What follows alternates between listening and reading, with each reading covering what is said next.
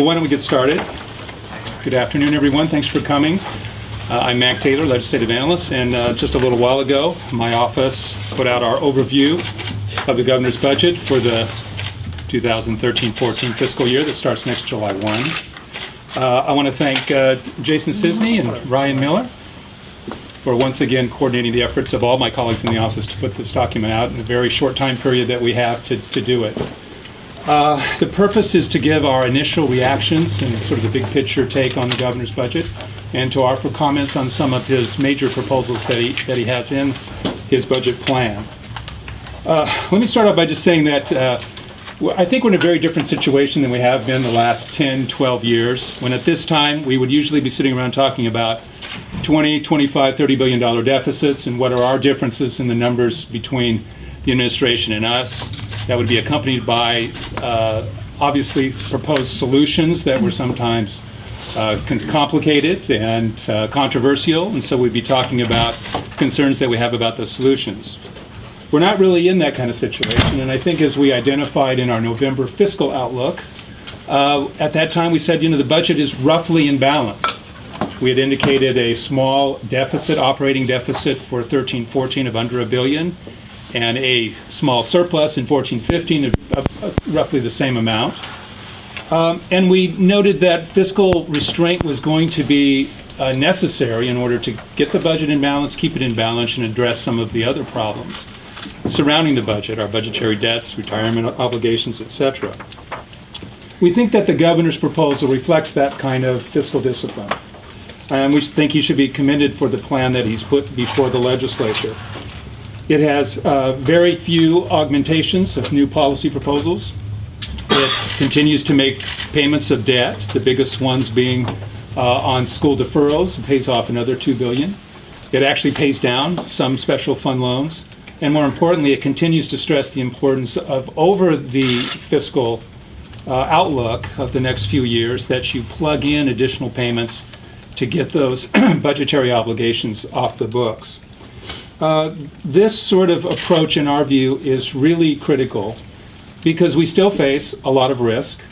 And one of the most important one that we identify in the report is something over which the state has almost no control, and that's what happens at the federal level with the budget, the discussions on the debt ceiling. If that situation is not resolved, it could have effects on the national economy, and of course we would feel it here. The numbers that you see before you, in either the governor's plan or ours, would have to be dramatically changed.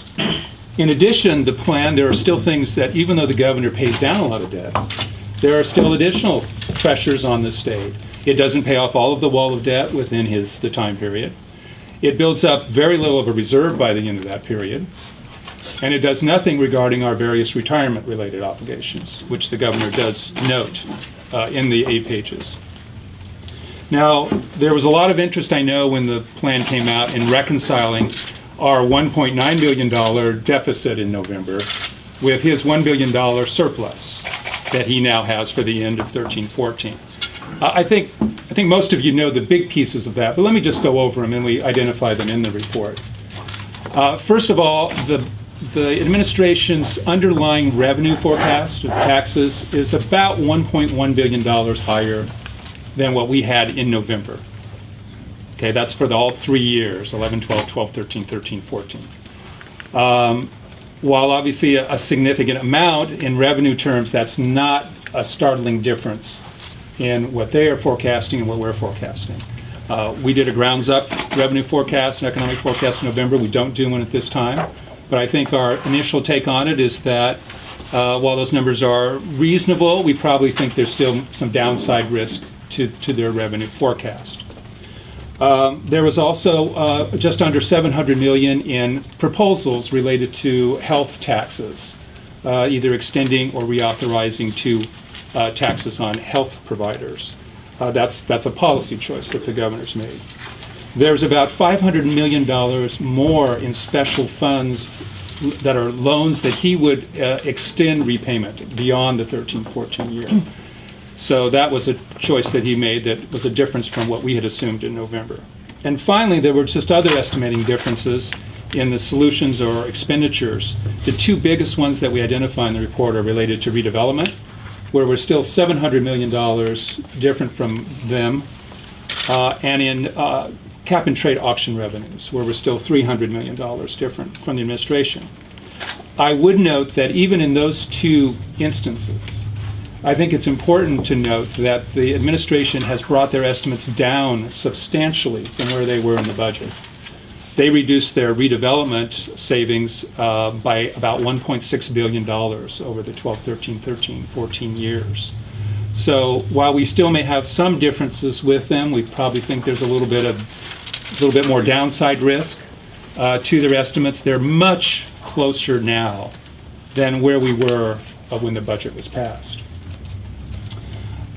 With that, let me turn to some of the key policy choices that the governor has posed for the legislature's consideration. First of all, in health, the biggest single one is of course on the medi-cal expansion. He's proposing that the legislature and the state do that medi-cal expansion, and he's offered two choices on how to achieve it. One is in a county-based model, the other is in a state sort of directed administration. And that is obviously, if they are going to do the expansion, they'll have to choose between those two. I'd really like, though, to turn more of the discussion to some of the choices that he's made in education, both K-12 and higher education.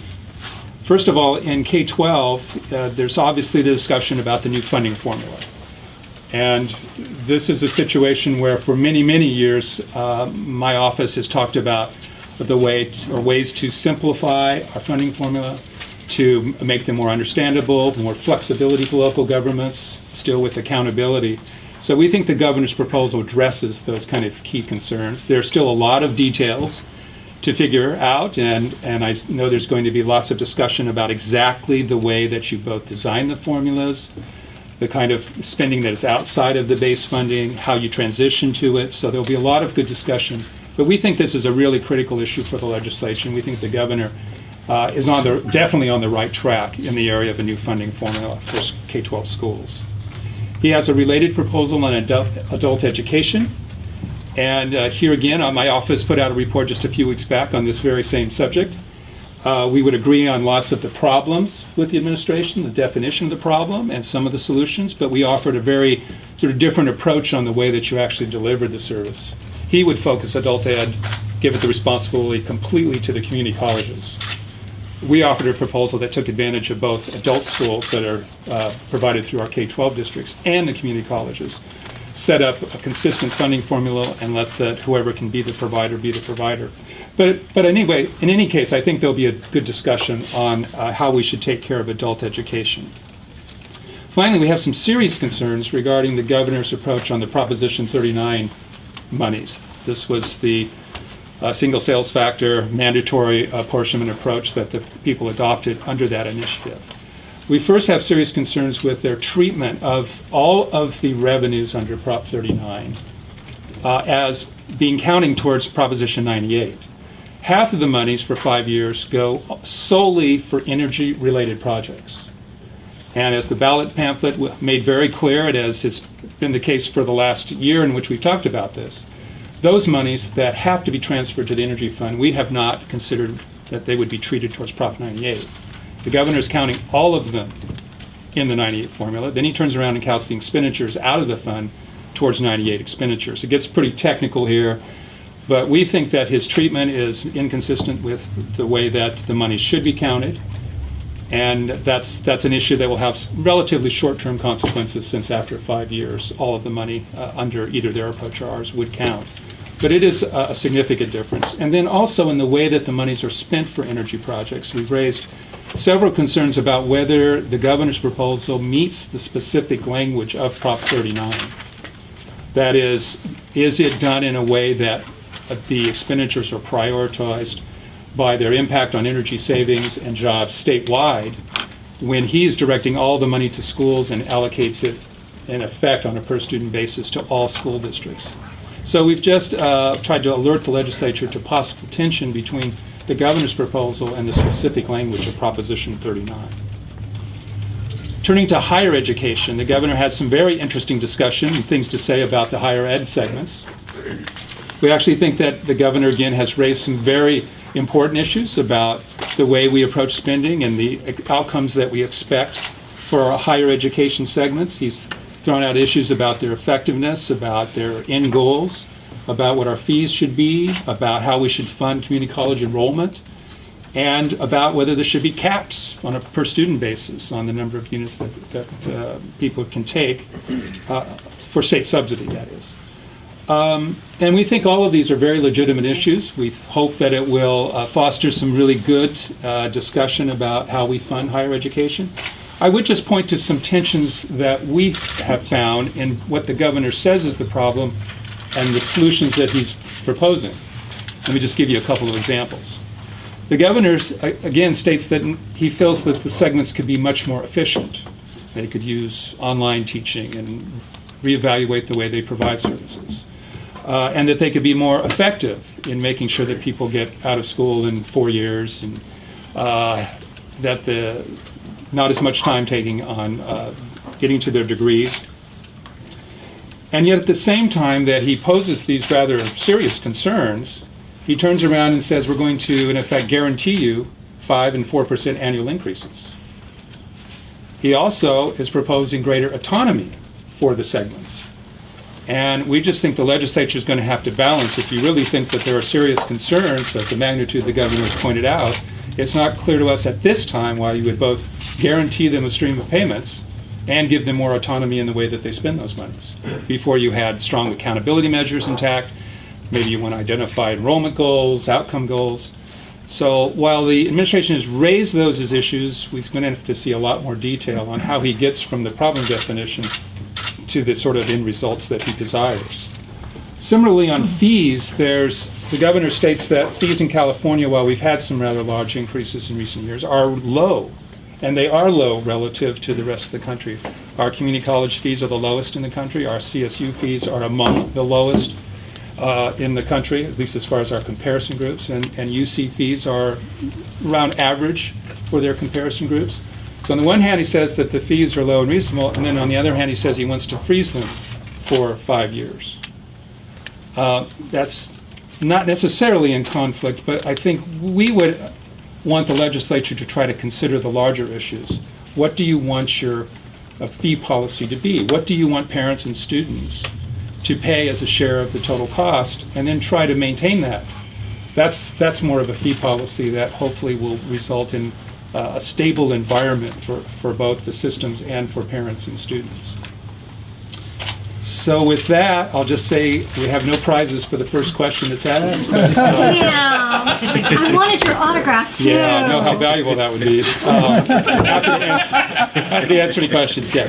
Just a question on the gap between the governor's revenue estimates and your revenue estimates. Yeah. I mean that broadly, including RDA, cap and trade.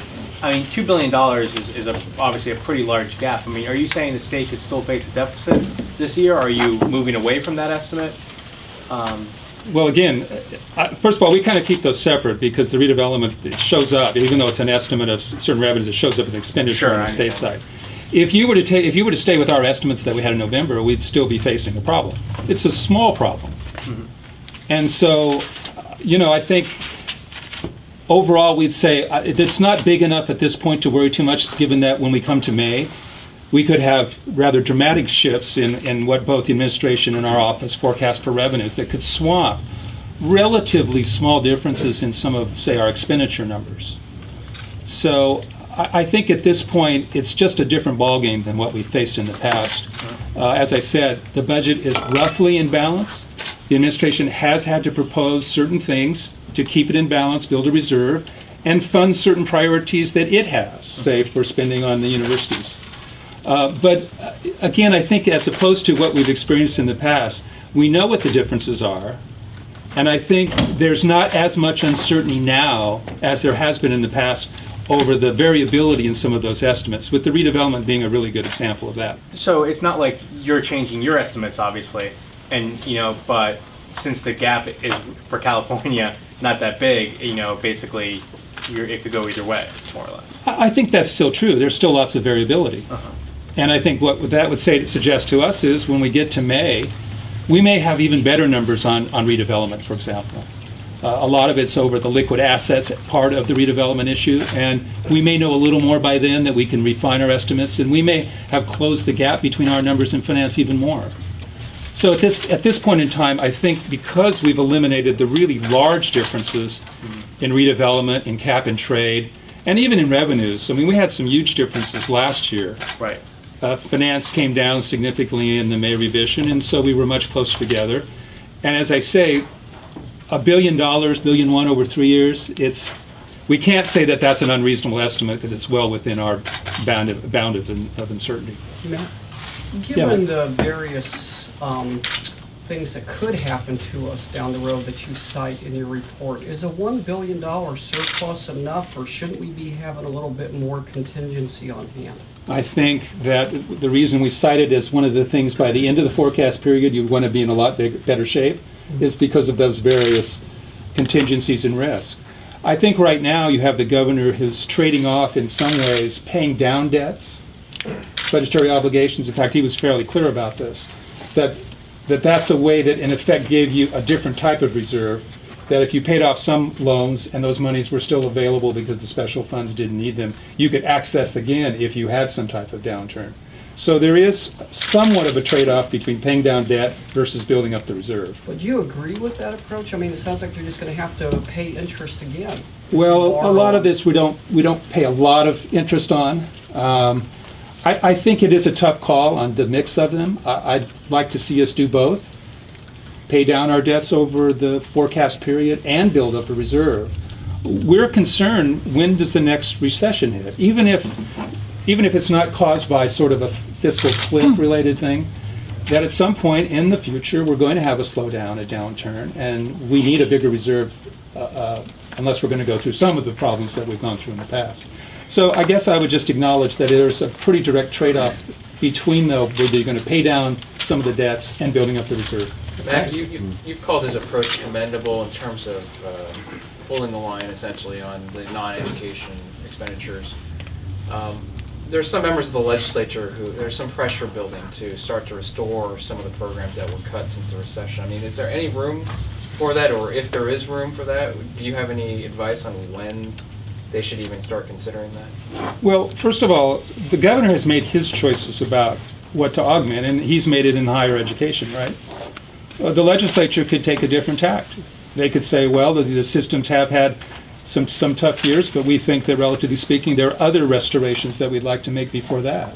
So first of all, they do have choices, even within the general confines of the structure that the governor has laid out.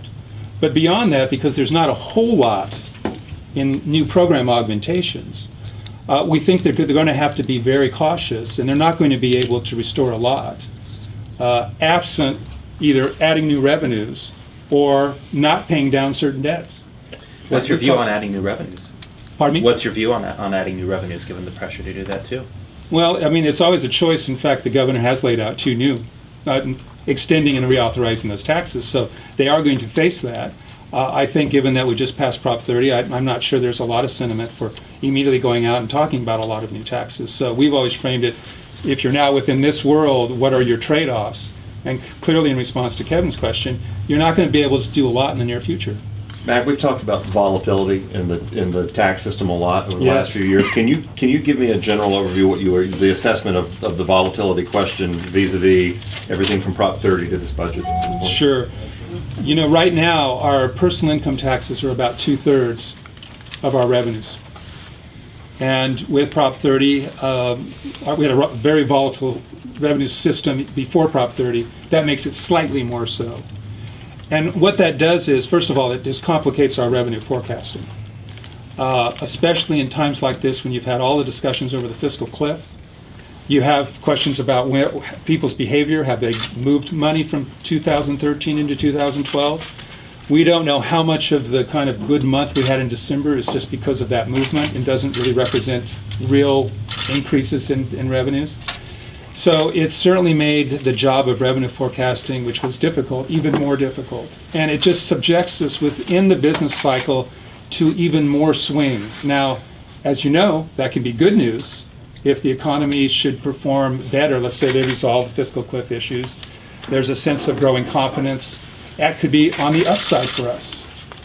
And what we worry about, though, is always when it turns back down, we're in a position where the downturns is going to be even more magnified than it has been in the past. And when you refer to it being slightly more so volatile, is that in part the mechanics of Prop 30 in terms of where money is set aside, the sales tax money to the locals, et cetera? No, it's really more that because most of the money was raised through the personal income tax, it shifted the ratio of our revenue that is raised through the personal income tax Can you relative talk, to the rest. Can you talk about the wall of debt? Just how, Sure. how fair is it to not really include it in our financial picture? I know we have a lot of deferrals owed. We have some retiree healthcare costs owed. We have EDD. We owe the federal government a bunch of money. Well, first of all, I guess I would question a little bit, it's not reported. I think we know what the numbers are. Right. And the governor has said, here's my plan to pay off most of it within the next 4 years. And he shows which budgetary obligations are still left after that point. He's also identified, and no one's hiding from the $10 billion problem we have with the feds on the unemployment insurance. So we're aware of them.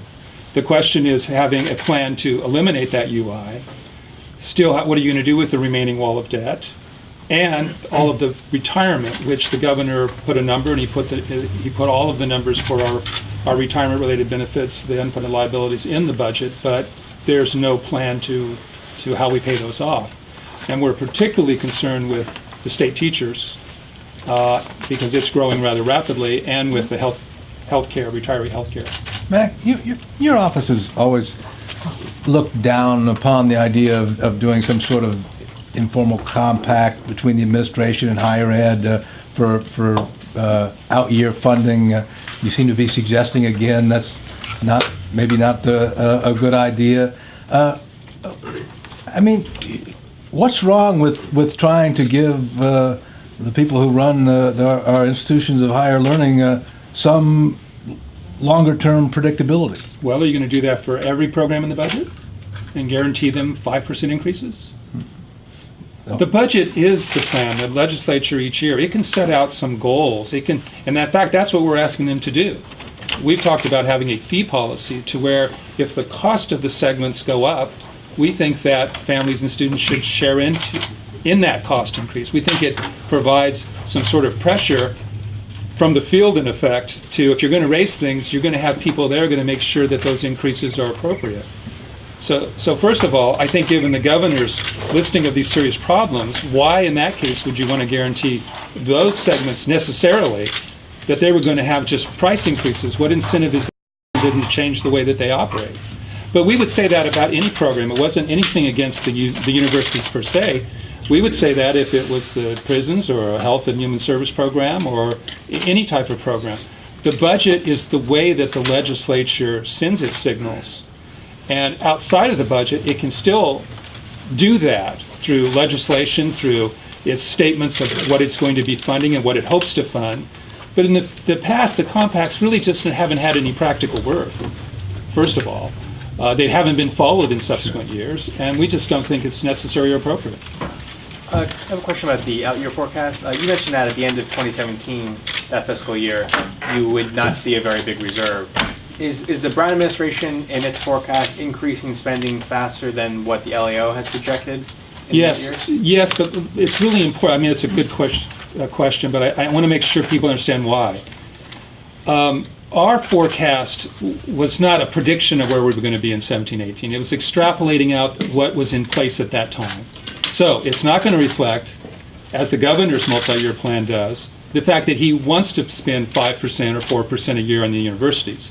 When you compound those over after the end of 4 or 5 years, that's a lot of money. Right. It doesn't reflect his one-time payments for debt, which was a policy choice. We think it's a good one, but when we did our extrapolations, that was not a legislative decision to pay off any schedule, so we did not have a $2 billion payoff outside of Prop 98 for some past settle-up cost. So I think the numbers aren't quite as big as they might look, but clearly the governor has more spending from a policy choice in his plan, which results in a much smaller operating surplus and surplus at the end of the period than what we have. And I understand that your projection was basically just leaving everything the same, and the governor's going to make... Well, not leave everything the same. It's try to reflect the legislature's policy at that time. Right, the current policy.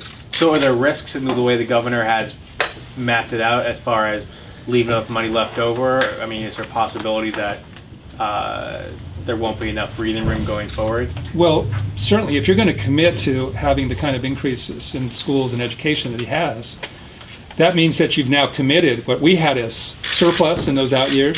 You've committed to spending. If you get to that point where you have a downturn, you're going to have to then go back on some of those spending commitments or take some other action, raise revenue, or do something else.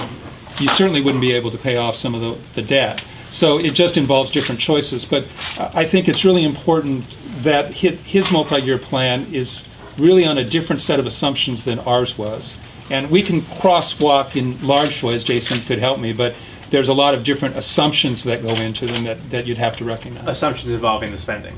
Assumptions involving the spending, the payoff of the wallet debt, et Right. cetera. And they're just different revenue forecasts, too. Although the differences on our revenue numbers were not enormous. Mac, you hit on it a moment ago when I asked you a question about the Pitt stuff, about fiscal cliff. Can I come back and ask you just in the broader sense there, talk about the concerns of what's going on in Washington vis-a-vis what might happen with us? And then, well, obviously there's concerns on just spending if we should have sequestration, of what that means for just a lack of federal funds in the state being spent. That could have an effect.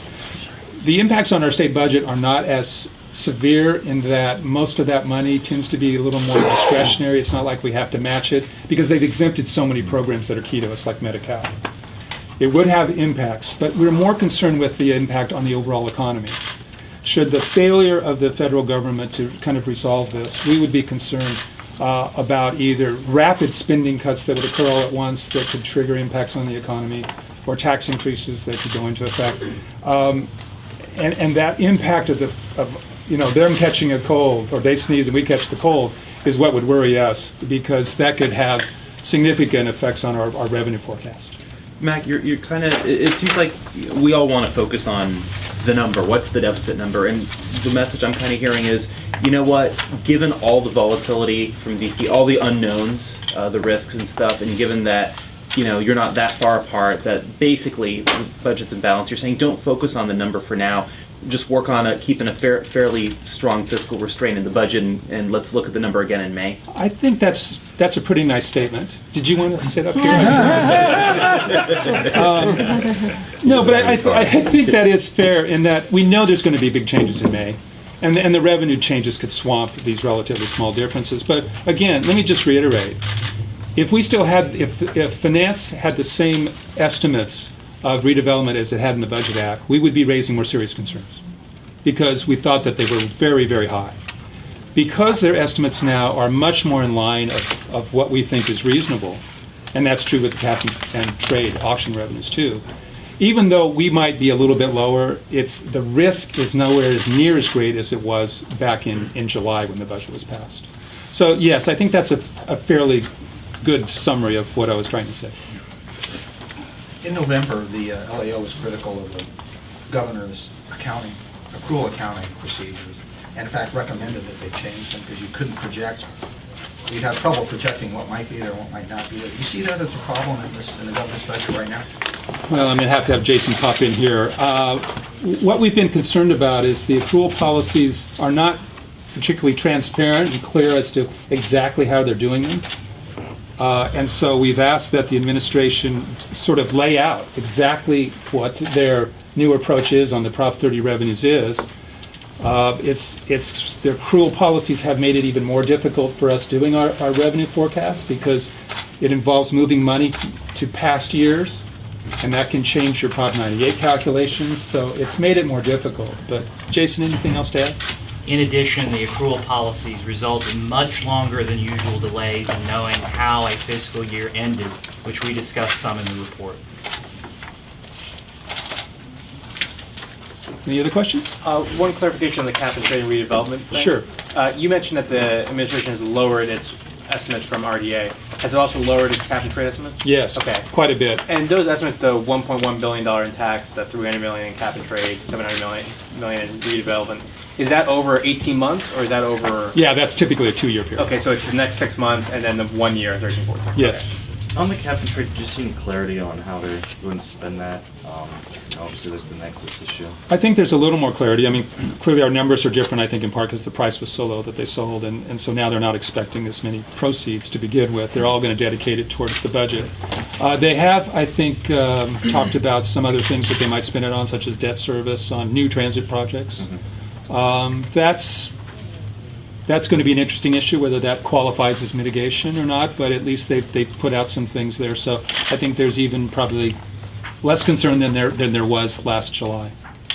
How close are your concerns about Prop 39? I mean, you mentioned what the administration was proposing might not exactly match what the voters had approved, and you had also some concern about including in Prop 98. I'm wondering if you could expand on both of those. Sure. Again, if you read the voter pamphlet, it said that the monies that, very clearly, very explicitly, that the monies that were transferred to this new energy fund, which is half of them during this 5-year period, would not count towards Prop 98. And that was something that no one raised any questions about, both in our discussions with proponents and opponents and anyone who wanted to talk to us about it. No one ever raised that point. I think Finance's view is that because the monies technically go into the general fund first and then are transferred directly out, that it's general fund money. And so we have just a difference on the, I guess, the legal view of that.